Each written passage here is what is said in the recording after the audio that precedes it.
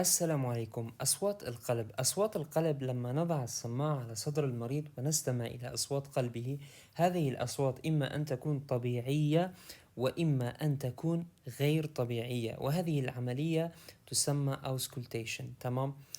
في حالة كانت أصوات القلب طبيعية فهي اللب والضب. اللب هي الإس واحد والضب هي الإس اثنين، الفيرست هارت ساوند والسيكند هارت ساوند. هذه الأصوات اللي بنسمعها عن طريق السماعة الطبية من قلب الإنسان أو المريض. ماذا كيف تتسبب أو كيف تحصل؟ هذه الأصوات تحصل عن طريق انغلاق الصمامات في القلب. لدينا في القلب 4 صمامات. هذه الصمامات في القلب وظيفتها أنها تسمح لمرور الدم باتجاه واحد وتمنع هذا الدم من العودة إلى الخلف، يعني تمنع هذا الدم من العودة إلى المكان الذي أتى منه الدم. تمام؟ طيب، هذه ال الصمامات اللي هن الاتريو فنتريكولار فالفز والسيميليونار فالفز. الاتريو فنتريكولار فالفز اللي هن الترايكاسبيد فالف والميترال فالف. السيميليونار فالفز اللي هن البولمونري فالف والاورتيك فالف اللي راح نتعرف عليهم الآن. طيب، الكاردياك سايكل كيف هذه العملية تتم في القلب؟ نحن عندنا في الجسم الدم إما أن يكون أكسجينيتد أو دي أكسجينيتد، يعني إما أن يكون حامل للأكسجين أو غني بالأكسجين أو فقير بالأكسجين. الدم اللي بيكون دي أكسجينيتد بلاد من مختلف أنحاء الجسم يأتي إلى القلب عن طريق الفينا كافا inferior والفينا كافا superior. هذا الدم يدخل القلب إلى الرايت اتريوم. تمام. يجتمع في الرايت اتريوم. بعد ما يمتلئ الرايت اتريوم الترايكاسبيد فالف بينفتح. نحن قلنا الصمام في القلب وظيفته أنه يسمح للدم بالمرور في اتجاه واحد ويمنع هذا الدم من العودة إلى الخلف. تمام. طيب، الآن الترايكاسبيد فالف راح يسمح للدم بأنه ينزل من الرايت اتريوم إلى الرايت فنتريكل. تمام. لما ينزل هذا الدم إلى الرايت فنتريكل ويمتلئ الرايت فنتريكل بالدم يغلق هذا الصمام الترايكاسبيد فالف. لما يغلق هذا الصمام، أي صمام يفتح؟ البولمونري فالف. هذا البولمونري فالف يسمح لمرور الدم الدي اوكسجينيتد بلاد من الرايت فنتريكل إلى الرئتين. ماذا يفعل في الرئتين؟ يلتقط الأكسجين، يعني هو يذهب إلى الرئتين وهو فقير بالأكسجين ويعود من الرئتين وهو غني بالأكسجين. تمام. هذا الدم يرجع إلى القلب. لوين يروح؟ للليفت اتريوم. لكن قبل أن نكمل معلومة مهمة جدا. لما الدم يذهب من الرايت فنتريكل إلى الرئتين يمر بالبولمونري فالف ثم يذهب عن طريق الشرايين. أي شرايين؟ البولمونري ارتريز. لكن إذا بتلاحظ شغلة هون مهمة جدا، أنه لون الشرايين أزرق وليس أحمر، ولون الأوردة التي الدم يعود عن طريقها إلى القلب يكون أحمر. يعني العكس، يعني بالحالة الطبيعية نحن بنعرف أنه لون الشرايين أحمر ولون الأوردة أزرق. تمام. في القلب هون الحالة معاكسة. لون الشرايين التي تنقل الدم الغير مؤكسد من القلب إلى الرئتين يكون أزرق. ليش؟ لماذا؟ يعني هو شريان، بس ليش لونه أزرق؟ لأنه هو ينقل دم غير مؤكسد دي أكسجينيتد بلاد. والبولمونري الفينز اللي الدم عن طريقه يرجع للقلب بيكون دم غني بالأكسجين أكسجينيتد بلاد. هذا أيضا يكون لونه أحمر. ليش يكون لونه أحمر؟ لأنه يكون حامل للأكسجينيتد بلاد، يكون حامل لدم غني بالأكسجين. تمام. طيب، الدم هذا لما يوصل للليفت اتريوم يمتلئ الليفت اتريوم بالاكسجينيتد بلاد، بينفتح عنا الميترال فالف. لما بينفتح الميترال فالف بينزل الدم من الليفت اتريوم للليفت فنتريكل، يمتلئ الليفت فنتريكل بالدم ويغلق الميترال فالف. لما يغلق الميترال فالف ينفتح عنا الاورتيك فالف. لما ينفتح الاورتيك فالف هذا الدم الاكسجينيتد بلاد الغني بالاكسجين ينتقل عن طريق الاورتيك فالف وينتشر في جسم الانسان وانحاء الجسم المختلفة ويغذي الجسم، يكون حامل للاكسجين. تمام. اذا الدم الدي اوكسجينيتد بلاد سريعا يدخل الى القلب عن طريق الفينا كافا سوبريور وانفيريور، يجتمع في الرايت اتريوم، ثم ينزل عن طريق الترايكاسبيد فالف الى الرايت فنتريكل، ثم عن طريق البولمونري فالف الى الرئتين، عن طريق طبعا البولمونري ارتريز الليفت والرايت، يلتقط الأكسجين من الرئتين ثم يعود عن طريق البولمونري فينز رايت والليفت، ويتجمع هذا الدم في الليفت اتريوم، ثم ينزل هذا الدم من الليفت اتريوم الى الليفت فنتريكل عن طريق الميترال فالف، ثم ينغلق الميترال فالف وينفتح الاورتيك فالف، وهذا الاكسجينيتد بلاد ينتقل عن طريق الاورتيك فالف الى الأنحاء المختلفة في الجسم. هذا هو الكاردياك سايكل. تمام. طيب ال القلب لما في عمليتين هي الدياستولي والسيستولي، يعني عملية الراحة وعملية الكونتراكشن، عملية الانقباض. تمام. طيب في عملية الدياستولي، في عملية الراحة اللي بتأتي بعد عملية الكونتراكشن، يعني بعد عملية انقباض القلب تأتي عملية الدياستولي. بهذه العملية شو اللي بيصير عنا الاتريو فنتريكولار فالفز اوبن، يعني بتكون مفتوحة، والسيميليونر فالفز بتكون مغلقة. تمام. الاتريو فنتريكولار فالفز اللي هن الترايكاسبيد فالف والميترال فالف اللي هن الفالفز الموجودة بين الاتريا والفنتريكلز. تمام. طيب في عملية الدياستولي لما ينفتح الترايكاسبيد فالف والميترال فالف، الدم اللي موجود فوق بينزل عن طريق هذه الفالفز إلى الأسفل. تمام. هذه العملية الدياستولي هذا الدم بينزل للأسفل. طبعا معلومة مهمة انه لما ينفتح الترايكاسبيد فالف والميترال فالف الدم هذا كله ما ينزل للأسفل، 80% من هذا الدم بينزل للأسفل، 20% الباقي من الدم بينزل للأسفل عن طريق الكونتراكشن، لأنه بالبداية لما ينفتح الميترال فالف والترايكاسبيد فالف ما بصير كونتراكشن فورا. تمام. عن طريق الجاذبية أو بسبب الجاذبية بينزل 80% من الدم، ثم 20% لما يصير كونتراكشن في الاتريا بينزل للأسفل. العملية هذه مشروحة بالتفصيل في حلقة نظام التوصيل الكهربائي في القلب، موجودة في القناة، وسأضع رابط الحلقة في صندوق الوصف أسفل هذا الفيديو. لازم تتابع الحلقة تفهمها مظبوط لحتى تفهم العملية. تمام. طيب مرحلة الدياستولي لما نزل الدم للأسفل من الرايت اتريوم والليفت اتريوم وامتلأ الرايت فنتريكل والليفت فنتريكل بالدم، تغلق هاتين الصمامتين تمام. لما تغلق الصمامتين ننتقل لمرحلة السيستولي. تمام. في مرحلة السيستولي شو بيصير؟ في مرحلة السيستولي عنا الاورتيك والبولمونري فالف هن اللي بينفتحوا، هن بتكونوا اوبن مفتوحين. تمام. والترايكاسبيد والميترال فالف بتكون مغلقتان. في هذه العملية عملية الكونتراكشن القلب يقوم بضخ الدم إلى الجسم، من الرايت فنتريكل بيضخه إلى الرئتين لحتى يلتقط الأكسجين، ومن الليفت فنتريكل بيكون اوكسجينيتد بلاد مثل ما شرحنا، بيضخوا إلى عن طريق الأورتيك فالف إلى أنحاء الجسم المختلفة. تمام. إذن الدياستولي والسيستولي الفرق بينهم: في الدياستولي بتكون الترايكاسبيد والميترال هن الفالفز المفتوحة، والسيستولي في مرحلة السيستولي بتكون الأورتيك والبولمونري فالف هي المفتوحة. تمام.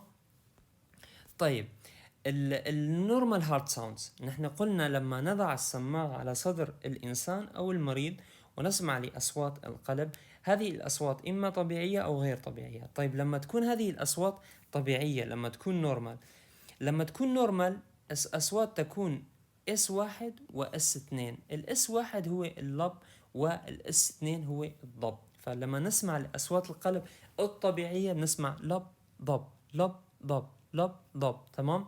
إذا الاس واحد هو الفيرست هارت ساوند، والاس اثنين هو السكند هارت ساوند. تمام. طيب في مرحلة أو لما نسمع الاس واحد، لما تضع السماعة وتسمع عن طريق السماعة اس واحد، بهذه العملية لما نسمع الاس واحد، الترايكاسبيد فالف والميترال فالف هن اللي بينغلقوا. نحن قلنا في بداية الحلقة أنه أصوات القلب لما نسمعها هي تسببها انغلاق الصمامات. يعني الصمام لما يغلق، يضرب بعضه يغلق، هذا الصوت الذي يصدر عن طريق أو بسبب انغلاق الصمام هذا هو صوت القلب. تمام. صوت القلب الأول لما نسمعه ونقول هذا هو صوت القلب الأول، هذا لما الترايكاسبيد فالف والميترال فالف بينغلقوا. تمام. عندنا الميترال فالف والترايكاسبيد فالف في هذه الصورة. عندنا الميترال فالف والترايكاسبيد فالف لما بينغلقوا، هذه الاس واحد نسمعها. تمام. الاس اثنين شو هي؟ الاس اثنين لما عندي الاورتيك والبولمونري. تمام. البولمونري فالف والاورتيك فالف لما ينغلقوا، هذا هو الاس اثنين. تمام. اذا اس واحد والاس اثنين. الاس واحد هو الصوت الصادر عن انغلاق الصمامين ترايكاسبيد فالف والميترال فالف. الاس اثنين سيكند هارت ساوند هو الصوت الصادر عن او الذي يصدر بسبب انغلاق الاورتيك فالف والبولمونري فالف. تمام. طيب الان نحن قلنا القلب يمر بعمليتين اللي هو الدياستولي والسيستولي. لما انا اسمع الصوت الاول، تمام، الصوت الأول، سمعت الصوت الأول. بعد الصوت الأول طبعا قلنا الصوت الأول شو هو؟ هو اللب. فأنا سمعت الصوت الأول، بعدها سمعت الصوت الثاني اللي هو الضب، لب ضب لب ضب. فلما سمعت الصوت الأول وبعدها سمعت الصوت الثاني، هذه المرحلة هي مرحلة السيستولي. تمام. ليش مرحلة السيستولي؟ لأنه الصوت الأول قلنا أنه هو يصدر بسبب الانغلاق الصمامين ترايكاسبيد فالف والميترال فالف. ونحن قلنا في الكاردياك سايكل انه الترايكاسبيد فالف والميترال فالف لما بينغلقوا شو بيصير؟ لما بينغلقوا بينفتح عندي الاورتيك فالف والبولمونري فالف. لما بينفتحوا هدول تبدا عمليه السيستولي، عمليه الكونتراكشن للقلب. تمام. فاذا ما بين الصوت الاول والصوت الثاني فهو عمليه السيستولي، عمليه الكونتراكشن. تمام. طيب لما اسمع الصوت الثاني الضب وبعدين اسمع الصوت الاول، يعني انا اسمع الضب لب الان. لما اسمع هذه العمليه هي الدياستولي. ليش دياستولي؟ لانه الصوت الثاني لما انا اسمعه، الصوت الثاني مرة أخرى أو أي صوت القلب يعني هو انغلاق الصمام. طيب الصوت الثاني شو هو؟ هو انغلاق الصمامين الأورتيك والبولمونري، صحيح؟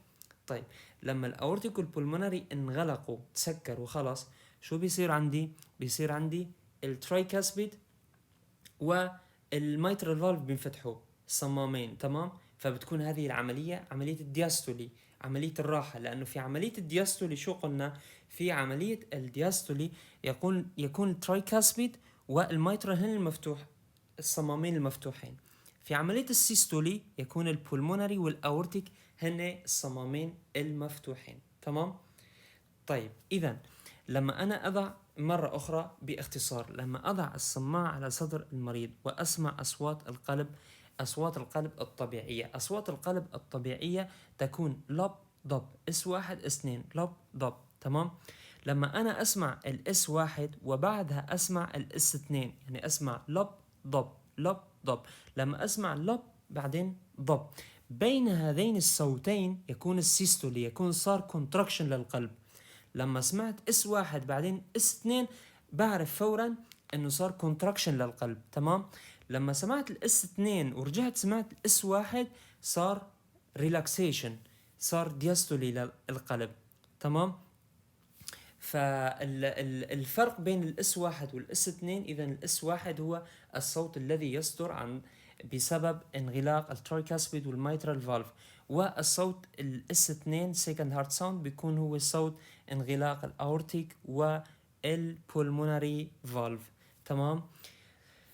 طيب الآن السماعة كمعلومة، يعني السماعة الطبية هذه اسمها ديافراغم. طيب السماعة الطبية بيكون في إلها قسمين، في يعني في إلها الرأس تبعها في طرف بيكون عريض، وفي طرف بيكون رفيع، يعني مش كتير عريض. تمام. الطرف العريض، الطرف الخارجي العريض، هذا بنسميه ديافراغم. هذا نستعمله للأصوات العادية، يعني للناس الكبار، للشباب، الأصوات العادية للقلب أو الأصوات العالية. تمام. والطرف الصغير نسميه بيل. هذا البيل، الطرف هذا نستعمل الأصوات المنخفضة ونستعمله للأطفال. تمام. طيب الآن أنا عندي مريض، نحكي بشكل عملي. أنا عندي مريض وعندي سماعة وبدي أستمع لأصوات القلب. وين أحط السماعة؟ حط السماعة على صدر المريض. طيب وين بصدر المريض؟ بنحطه في خمسة أو نضع السماعة في 5 أماكن. المكان الأول بنسميه الأورتيك اريا. الأورتيك اريا اللي هو مرقمه برقم 1 هون. تمام. الأورتيك اريا، الأورتيك اريا يقع وين؟ يقع في السكند intercostal space right side of the sternum. نحن عنا هذه عظمة الستيرنوم. تمام. هذه عظمة الصدر أو عظمة القص. طيب الأورتيك اريا يعني أول مكان أضع السماعة فيه هو الرقم 1 هون. هذا الرقم 1 وين يقع؟ يقع بين الريب الثاني والثالث. نحن عنا الريبس، الأضلاع. المكان الذي يقع بين الريبس نسميه intercostal space. تمام. طيب المكان الذي يقع بين الريب 1 والريب 2 نسميه first intercostal space.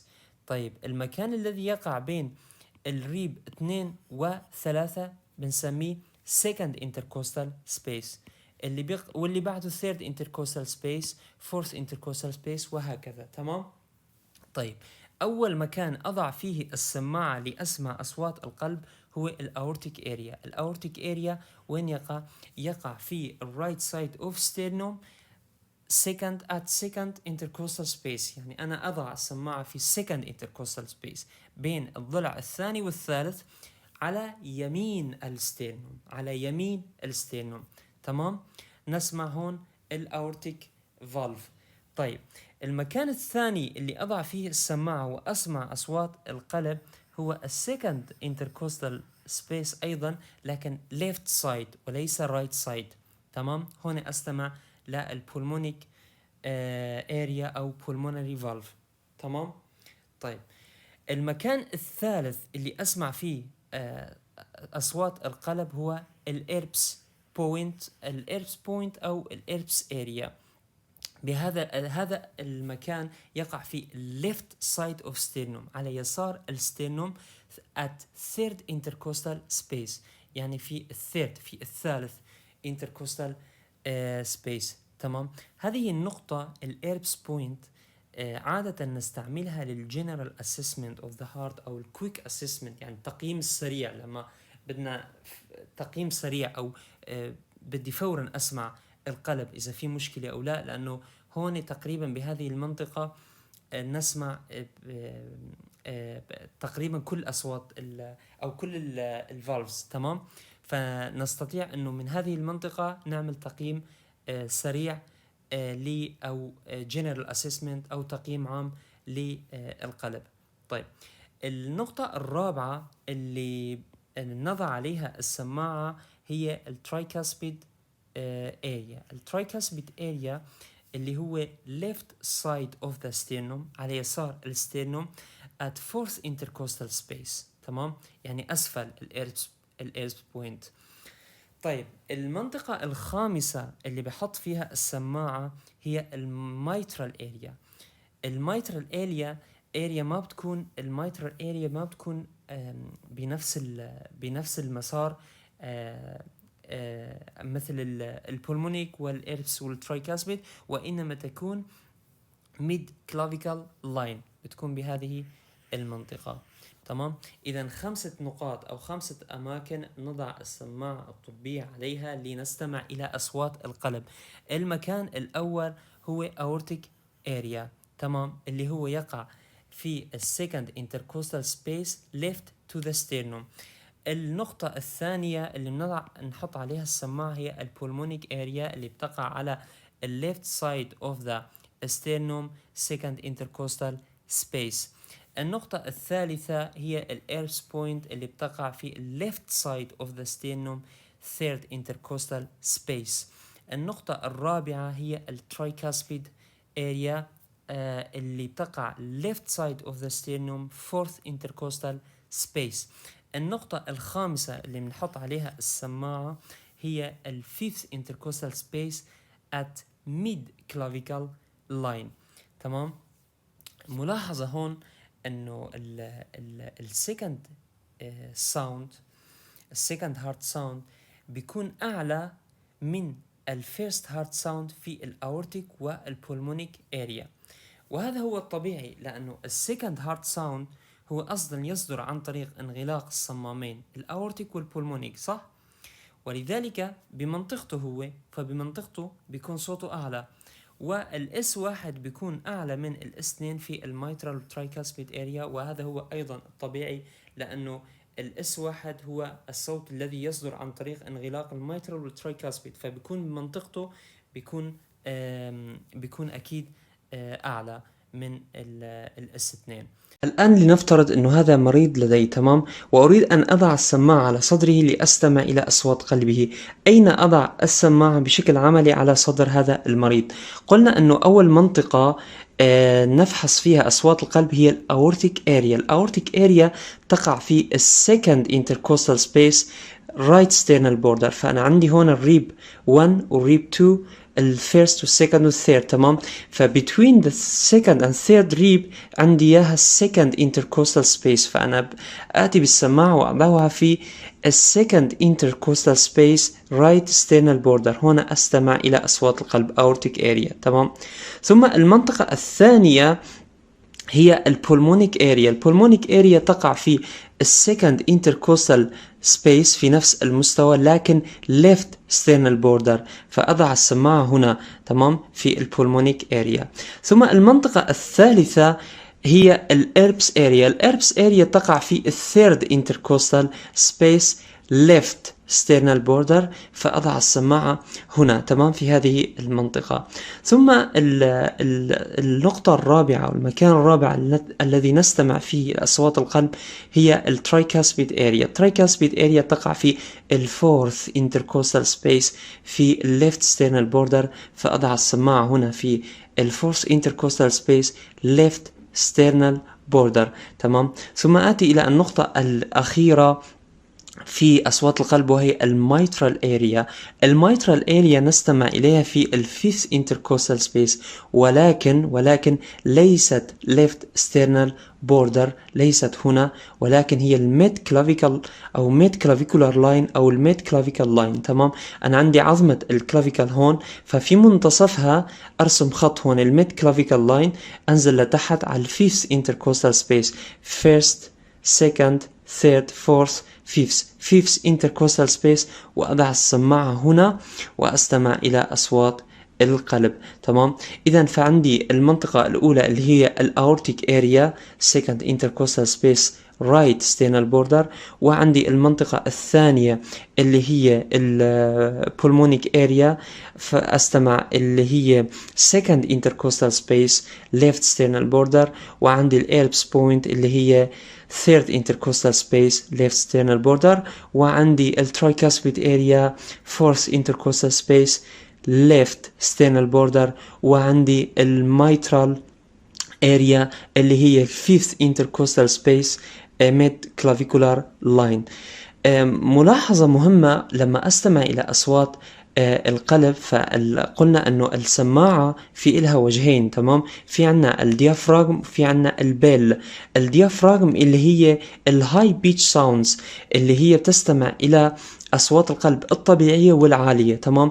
أما البيل فهي اللو بيتش ساوندز أو أصوات القلب المنخفضة أو عند الأطفال. من الضروري أنه لما أستمع إلى أصوات القلب عن طريق الديافراغم أرجع أستمع إلى أصوات القلب عن طريق البيل، لحتى إذا كان في abnormal sounds في القلب أستمع إليها.